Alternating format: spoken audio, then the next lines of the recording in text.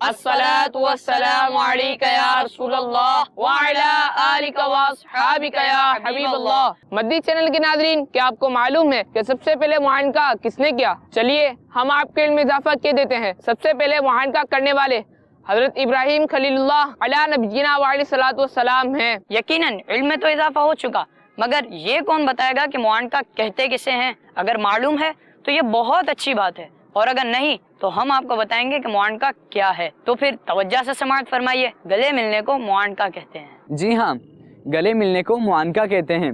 हुजूर सैयद आलम सल्लल्लाहु तआला अलैहि वसल्लम ने उस्मान गनी रज़ियल्लाहु तआला अन्हु से मुआनका किया और फरमाया, मैंने अपने भाई उस्मान गनी से मुआनका किया।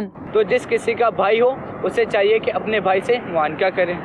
एक और खुशी की बात वो ये कि खुशी में किसी से गले मिलना सुन्नत है। जैसा कि बाद नमाज ईद मुसलमानों में मुआनका का रिवाज है, और ये भी इजहार खुशी का एक तरीका है। एक मरतबा किसी ने आला हजरत अलैहि रहमतुर रहमान से अर्ज किया, मुआनका एक जानिब या दोनों से करें? तो आप अलैहि रहमतुर रहमान ने इरशाद फरमाया, एक तरफ से भी हो जाएगा, लेकिन अरब शरीफ में दोनों तरफ से करते हैं। एक बात याद रहे कि तकरीम के जितने भी काम होते हैं हमारे प्यारा आका सल्लल्लाहु तआला अलैहि वसल्लम सीधी जानिब से शुरू क्या करते हैं। ये सब कुछ और बहुत कुछ सीखने के लिए देखते रहिए मदनी चैनल। अल्लाहु अकबर ला इलाहा इल्लल्लाह अल्लाहु अकबर वलिल्लाहिल हम्द।